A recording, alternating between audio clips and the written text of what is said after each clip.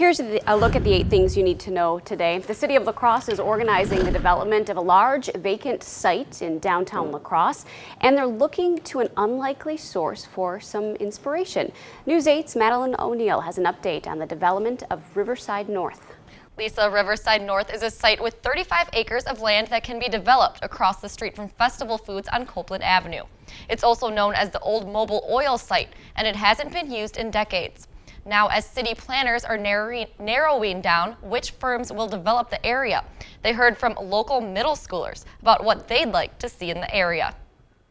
Well, we wanted somewhere where kids and adults can have fun. For the past month, 7th graders at Lincoln Middle School have been trying their hand at city planning. We started out with just making ideas and kind of just went from there. Students designed their own versions of the Riverside North site near downtown La Crosse, a whole 35 acres that can be developed, which city planners say is a huge opportunity in an urban setting.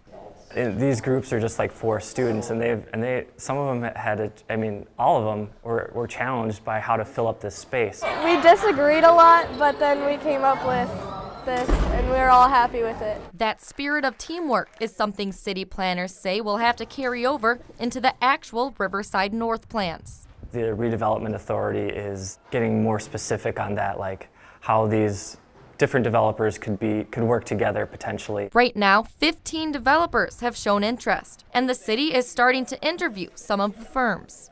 The developer interest is indicative of how excited the developing community is too, and how they see that downtown La Crosse as a very appealing place to invest these days. While not all of the kids' ideas will make it into the final plans. A large forest in the top left corner with zip lines. Oh, what if we had tree houses or canals? Planners have plenty to take back with them to the drawing board. We get to see a lot of imagination and creativity, so we try to carry on that sort of interest and creativity into the actual development work that we do.